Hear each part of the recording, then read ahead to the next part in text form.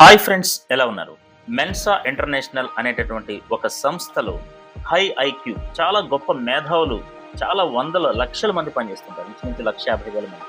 So అందులో కొంతమంది మేధావులు కలిసి ఒకసారి పని అయిపోయిన తర్వాత క్యాఫ్టేరియాకి ఆ మధ్యాహ్న భోజనం లంచ్ చేద్దామని వచ్చిన సందర్భంగా చూస్తే సాల్ట్ పెప్పరు డబ్బాల్లో వేరువేరుగా ఉన్నాయి. అంటే సాల్ట్ డబ్బాలో పెప్పర్ ఉంది, పెప్పర్ డబ్బాలో సాల్ట్ ఉంది.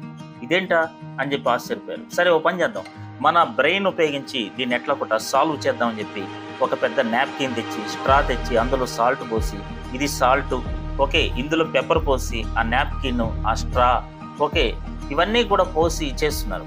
అప్పుడు అక్కడ ఉన్నటువంటి వెయిటర్స్ వచ్చి సారీ సార్ అని చెప్పేసి ఆ హోటల్ స్టాఫ్, ఆ మహిళ వచ్చి సింపుల్గా ఏం చేసింది తెలుసా?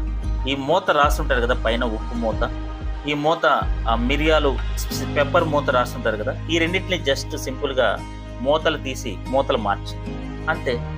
ఇంత చిన్నదానికి ఎంత కష్టాలు పడి, ఎంత కాంప్లికేట్, ఎంత కష్టం చేశారు చూడండి మేధావులు. కాబట్టి ఏంటంటే life is very simple. So మనం ఒక కోణంలో చూస్తే, అంటే మన లోపాలని సరి చేసుకొని జాగ్రత్తగా ముందుకు వెళ్ళిపోతే లైఫ్ చాలా సింపుల్. కానీ దాన్ని ఓవర్ థింకింగ్ చేసి కాంప్లికేట్ చేస్తే మనకే నష్టం. Thank you.